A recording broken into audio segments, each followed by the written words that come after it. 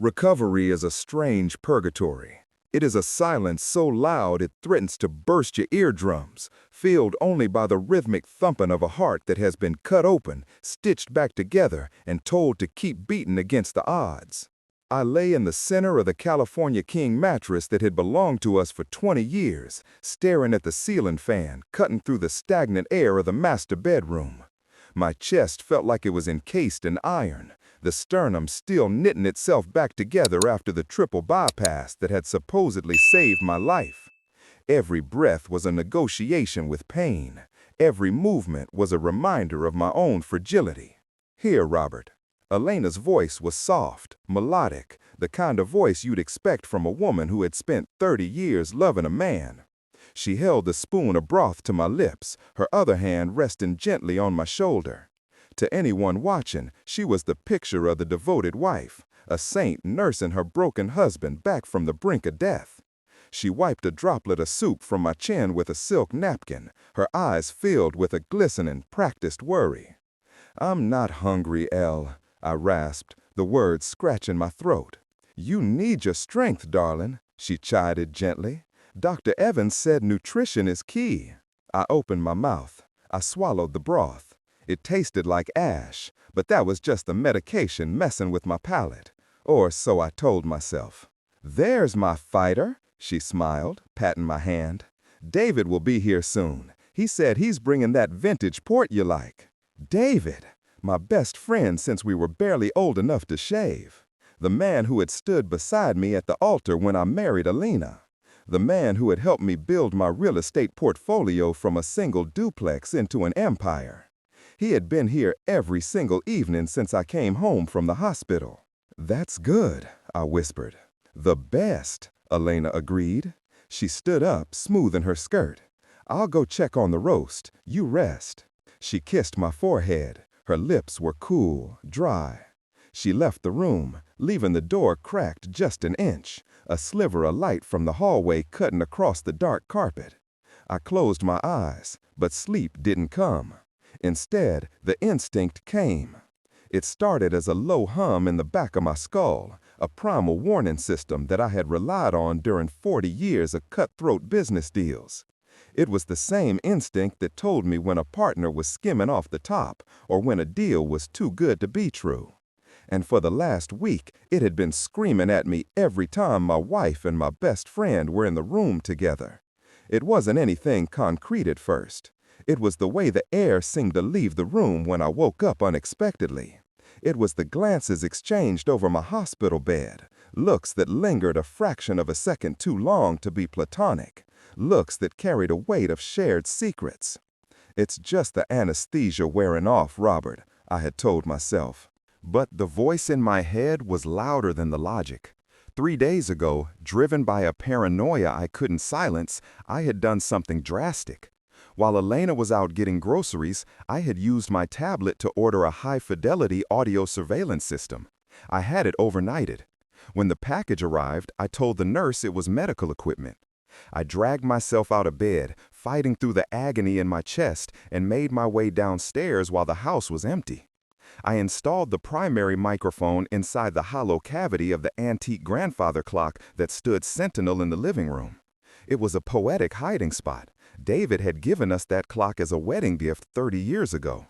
To time, he had said during his toast. Now, that clock was going to tell me if time had run out. The sound of the front door opening downstairs snapped me back to the present. I heard the booming, jovial voice of David. "Ah ha ha," he joked, his voice carrying up the stairs. "Shh, he's resting," I heard Elena reply, her voice dropping to a murmur. I reached under my pillow and pulled out the wireless headphones. They were connected to the receiver I had tucked between the mattress and the box spring. I slid them over my ears, wincing as the movement pulled at the stitches in my chest. To the world, I was listening to an audiobook on the history of Rome. In reality, I was tapping into the living room. I lay back, adjusting the blanket up to my chin. Elena would be up in a moment to give me my evening medication, the heavy sedative that knocked me out for 12 hours straight. Steps on the stairs. I closed my eyes. "Elena," whispered. I opened one eye, feigning grogginess. Time for your pill, sweetheart, she said, holding out the small white tablet and a glass of water. I sat up, groaning. I took the pill. I put it in my mouth. I took a sip of water. I made a show of swallowing, forcing my Adam's apple to bob. Good, she said. David is downstairs. We're just going to have dinner and catch up. Okay, I mumbled. She turned off the lamp. The room plunged into darkness. She closed the door. I waited 10 seconds. Then I leaned over the side of the bed and spat the pill into a tissue I had concealed in my hand. Not tonight. I put the headphones back on and turned up the volume. At first, there was just static, the low electronic hum of the device finding its frequency. Then the rhythmic tick-tock of the grandfather clock filled my ears. It was loud, amplified by the hollow wood. Then the clink of glass. Finally, David's voice cut through the static, clear as a bell. He was fussy tonight, Elena replied. Her voice sounded different through the headphones. The softness was gone. It was sharp, clipped. He didn't want the soup. Yes, he's out for the count. Good, pour me a drink, the good stuff.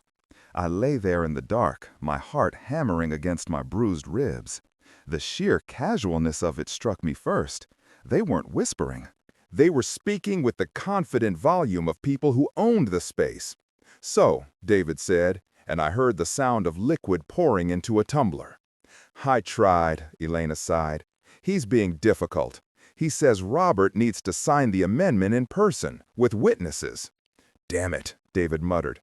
We need that trust fund unlocked before he kicks it, El. If it goes into probate, his daughter gets involved. My daughter, Sarah. I hadn't spoken to her in 5 years, a rift caused largely by Elena's constant whisperings that Sarah only wanted my money. They cut her out, I realized. They isolated me. I'm working on it, Elena snapped. I'm increasing the dosage of the beta blockers. It makes him confused, pliable. I'll get him to sign it tomorrow. You better, David said. How much longer, El? I expected Elena to reprimand him. I expected her to say something, anything, to defend the man she had shared a bed with for 3 decades. I expected loyalty. Instead, I heard her laugh. It was a cold, sharp sound I hadn't heard in years, devoid of warmth, devoid of humanity. Dr. Evans says his heart is like tissue paper, she replied, her voice dripping with amusement. The bypass didn't take as well as they hoped. Another month, maybe 2. My world fractured. I lay there, frozen, staring into the abyss of my bedroom ceiling. The physical pain in my chest was nothing compared to the sledgehammer that had just shattered my reality. They weren't just having an affair. They weren't just waiting for me to die. They were planning my exit strategy. They were actively engineering my demise. 1 month, David mused. We can do 1 month. The widow life, David repeated, savoring the words. Oh, it will be, Elena laughed again. The house goes on the market immediately. I hate this drafty old mausoleum. We liquidate the vintage car collection. God knows he loved those stupid cars more than he loved me anyway. And with the life insurance payout? To the widow life, David toasted. I heard the glasses clink. I lay there in the dark, tears streaming into my ears, listening to my wife pour wine for the man I called a brother. I realized then that the heartbreak doesn't kill you. It wakes you up. It peels back the eyelids you didn't know were closed. If you've ever trusted someone with your life, only to find out they were already counting the money in your wallet while you breathed your last, hit that subscribe button. Because I wasn't going to die for them. I wasn't going to fade away into the quiet night they had planned for me. I was going to live just to watch them fall. He's a stubborn old mule, David said, his voice slurring slightly. Taken too long to die. Maybe we should help nature along. Don't be greedy, David, Elena scolded, but her tone was playful. If we rush it, it looks suspicious. Let the grief do its work. I've been telling everyone how weak he is, how he's barely holding on. The narrative is set. I hate the smell of this place, David complained. It won't be for long, baby. The conversation drifted into the mundane details of their future, a future built on my grave. They talked about travel, about buying a boat, about how they would fake their mourning at the funeral. "I'll wear the black Dior," Elena said. Suddenly, the static in the headphones shifted. I heard the scrape of a chair. "I'm going to check on him," David said. "I want to make sure he's actually out." "Be careful," Elena warned. "If he wakes up, I'll just tell him I'm checking his vitals. He trusts me." Heavy footsteps on the stairs. Thud, thud, thud. Panic, cold and electric, shot through my veins.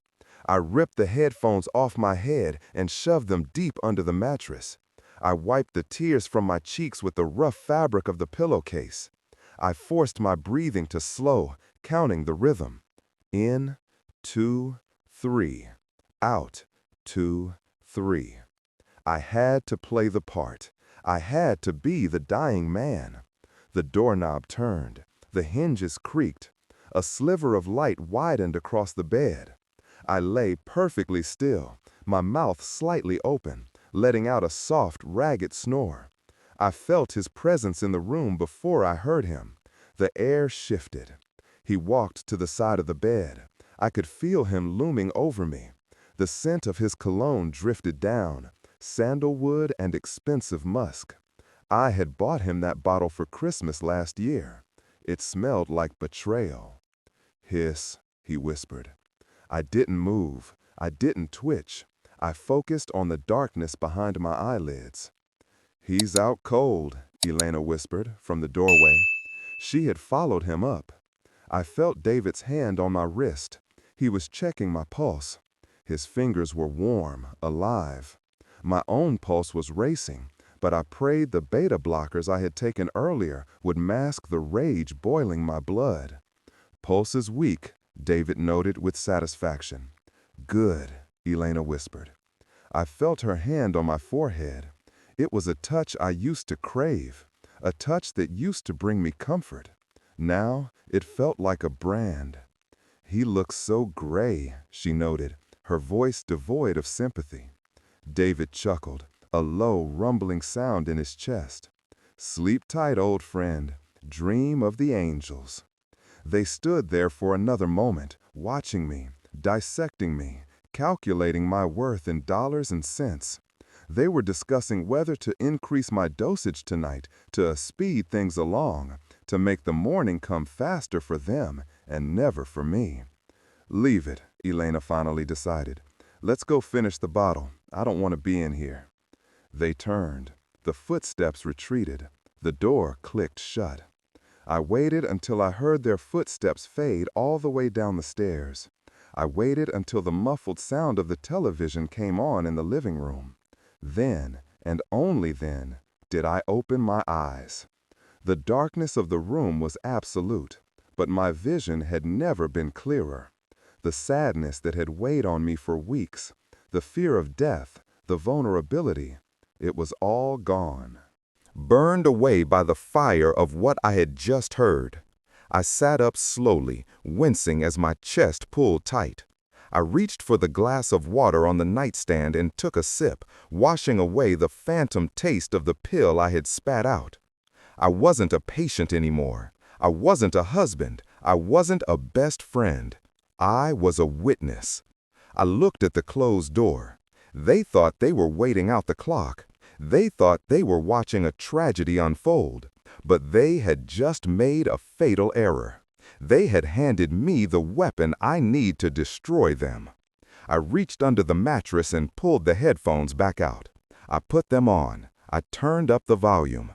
"Keep talking," I whispered to the empty room. There is a specific cold art to disappearing while you are standing in the center of the room. It requires a suppression of the ego that I hadn't thought myself capable of, a shrinking of the soul to fit the small, jagged shape they had carved out for me. For 3 weeks, I ceased to be Robert, the man who built a logistics empire from a single truck.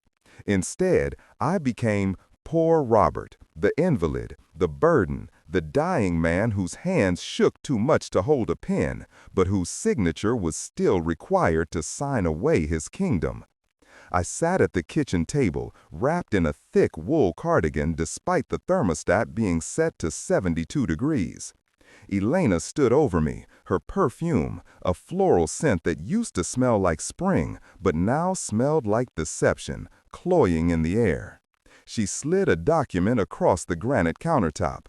"Just one more, sweetheart," she cooed, her voice dripping with that patronizing sweetness she had perfected. "It's just the transfer authorization for the joint account. The bank is being fussy about the signature match because of—" I looked at the paper. It wasn't a transfer authorization for maintenance as she claimed. It was a liquidation request for a bond portfolio I had held for 15 years. I picked up the pen. I let my hand hover over the line, vibrating with a calculated tremor. I watched her eyes. They weren't looking at my face. They were laser-focused on the tip of the pen, hungry, impatient. I can't steady it, Elle," I stammered, dropping the pen. It clattered against the table. She sighed, a tiny, sharp sound of annoyance escaping before she caught it. She picked up the pen and placed it back in my fingers, wrapping her hand around mine. Her skin was warm, alive. Mine felt cold, but that was just the act. "I'll help you," she whispered. She moved my hand. We signed the paper together. It was a forgery in spirit, if not in ink. "There," she smiled, snatching the paper away a fraction of a second too quickly. "Go rest now." I shuffled back to the bedroom, playing the part. What she didn't know was that the moment she left the house for her yoga class, which was actually a strategy meeting with David at a hotel downtown, I was in my study. I scanned every document she had brought me. I sent the encrypted files to Mr. Bailey. Sterling, my private attorney. Sterling was a shark in a three-piece suit, a man who had been with me since the beginning. When I told him what was happening, he hadn't asked for a retainer. He asked for blood. "We have him on fraud, Robert," Sterling had told me on the burner phone I kept taped under the bathroom sink. "But we need the kill shot." I was working on it. The most vital discovery had happened in the bathroom 4 days ago. I had been staring at the new bottle of pills Elena had placed on the nightstand.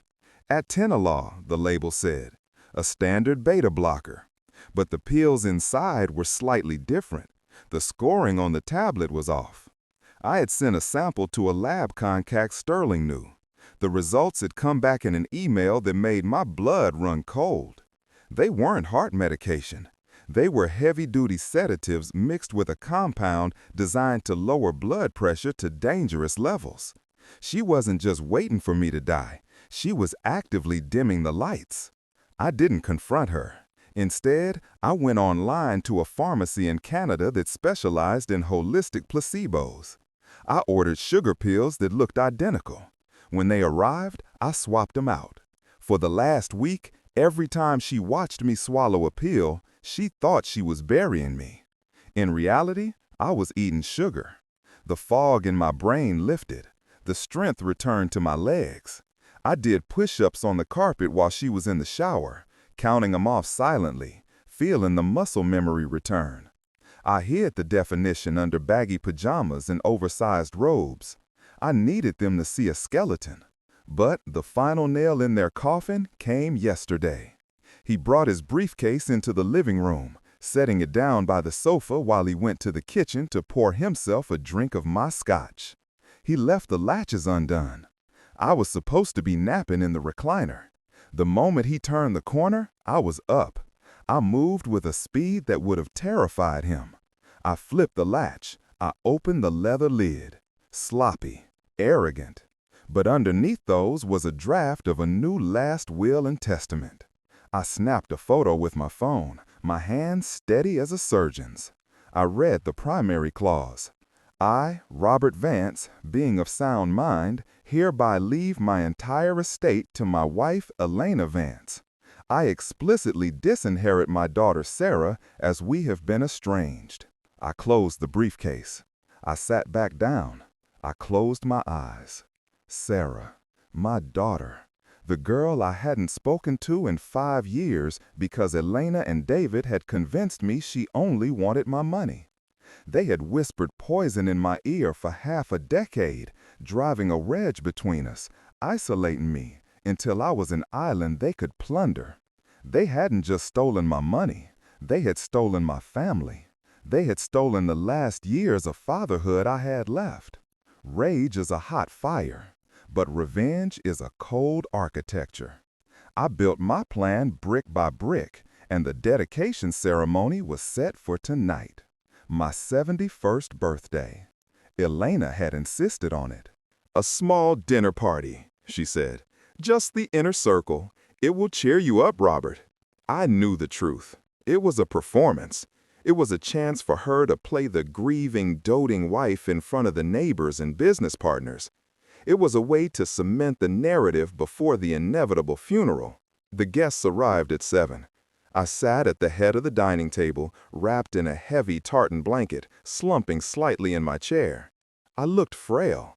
I looked like a man who was already halfway out the door. Elena fluttered around the room, playing the perfect hostess. She touched my shoulder every time she passed, offering me water, adjusting my blanket. "He's having a good day," I heard her whisper to Mrs. Gable from next door. David sat at the other end of the table, acting the surrogate patriarch in my own home. He poured the wine, he carved the roast, he laughed loudly, filling the space I was vacating. At 8 o'clock, the cake came out. I smiled, a weak, trembling expression that I saw reflected in the pitying eyes of my old business partner, Tom. Then David stood up. He held a glass of my 25-year-old single malt scotch, a bottle I had been saving for Sarah's wedding. He tapped the glass with a spoon. Ting, ting, ting. "If I could have everyone's attention," David boomed. The room went silent. He looked down the length of the table at me, his eyes shining with a mockery only I could see. "To Robert," he began, his voice thickening with fake emotion. "A mentor, a brother, a legend. Watching him fight this battle has been the hardest thing I've ever had to do. But his strength—" He raised his glass. "To Robert." "To Robert," the guests echoed. Elena wiped a tear from her cheek, leaning in to David slightly. It was a masterpiece of theater. I cleared my throat. It was a dry, raspy sound. I whispered. The room fell dead silent. Elena looked at me, a flash of panic in her eyes. I wasn't supposed to speak. I was just a prop. "I have a speech," I rasped. "Oh, honey, you don't have to," Elena said quickly, moving toward me. "I insist," I said, a little louder. I looked around the table. I looked at the faces of the people I had known for decades. Then I looked at my wife and my best friend. "I want to thank my wife," I said, my voice gaining a fraction more strength, "and my best friend. Without them—" Elena froze. Her smile faltered. Underneath the heavy tartan blanket, my hand closed around a small black remote. I had spent the afternoon rewiring the dining room's surround sound system, linking it not to the Bluetooth player, but to the digital recorder I had extracted from the grandfather clock an hour ago. I pressed the button. The hidden speakers, usually reserved for soft jazz during dinner parties, crackled to life. The static hiss filled the room, sharp and jarring. Then David's voice boomed out, crystal clear, amplified to a volume that shook the crystal. "How much longer, Elle?" David dropped his glass. It hit the hardwood floor and shattered, the amber scotch splashing across the expensive Persian rug like a splatter of blood. He stared at the ceiling, at the speakers, his mouth hanging open. Then Elena's voice, unmistakable and cruel. "Dr. Evans says his heart is like tissue paper. Another month, maybe 2. A collective gasp went around the table. Mrs. Gable covered her mouth with her hand. Tom stood up, knocking his chair over. Elena looked like a statue of salt. The blood had drained from her face so completely she looked like the corpse she wanted me to be. She looked at David, then at me, her eyes wide with a terror that was absolute. The recording continued. It was the movement of the knife twisting. "The widow life is gonna be sweet, baby," Elena's recorded voice laughed. "We liquidate the vintage car collection. He's a stubborn old mule." The silence in the room, once the recording stopped, was heavier than the grave. It was a physical weight. The guests looked from the speakers to the conspirators in absolute, unadulterated horror. They were witnessing a murder plot exposed over roast beef. I moved. I didn't struggle. I didn't shake. I stood up. I let the heavy tartan blanket fall from my shoulders to the floor. I stood to my full height, 6'2", my shoulders squared, the tremor gone from my hands. I buttoned my suit jacket, the one that fit me perfectly again now that I was standing straight. I looked down the table at them. They looked small. They looked like rats caught in a spotlight. "The widow life sounds expensive, Elena," I said. My voice wasn't raspy. It boomed with the authority of the man who had commanded boardrooms, the man who had built this house. Elena made a sound, a strangled whimper. She reached out a hand toward me. "Robert, it's a joke." "Sit down," I commanded. She collapsed back into her chair. I motioned to the hallway. The front door opened. Mr. Sturming walked in, his face grim, carrying a briefcase. Behind him were 2 uniformed police officers and a detective in a cheap suit. "Wid?" the detective asked, though he knew who I was. "I'm Robert," I said. Mr. Sterling stepped forward, placing a stack of files on the dining table, right next to the birthday cake. "Attempted murder," Sterling announced calmly, his voice slicing through the tension. "Aggravated fraud, embezzlement, conspiracy to commit homicide." The ending was a tableau of justice.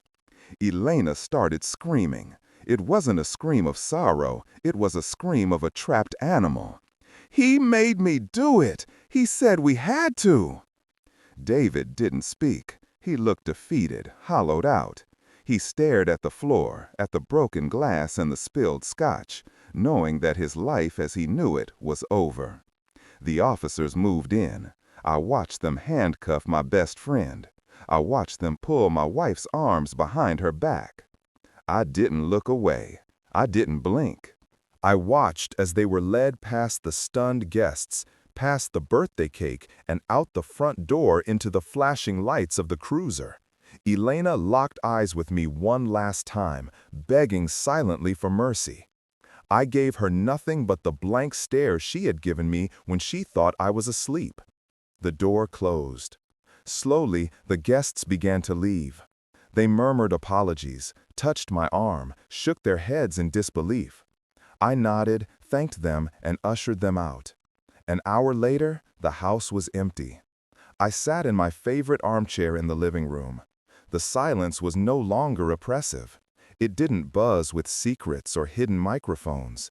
It was clean. It was empty. The phone rang. I picked it up. I knew who it was.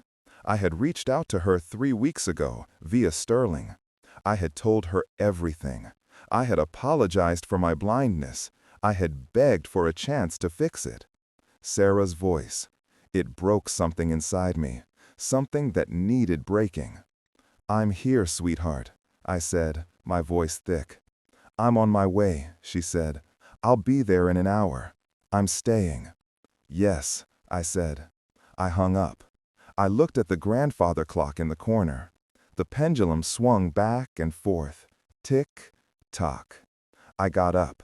I opened the glass case. I reached into the hollow wood and ripped the microphone out. Wires dangled. I threw it on the floor and crushed it under the heel of my dress shoe. Plastic shattered. I didn't need to listen anymore. I walked to the kitchen. I bypassed the scotch. I poured myself a tall glass of cold tap water. I walked to the window and looked out at the garden. The weeds had grown in the last month. The roses needed pruning. The ivy was creeping up the wall. But the roots were deep. The foundation was solid. I took a sip of water. It was cool and clear. I took a deep breath, filling my lungs without pain for the first time in years. I was still here. And for the first time in a long time, the air tasted clean.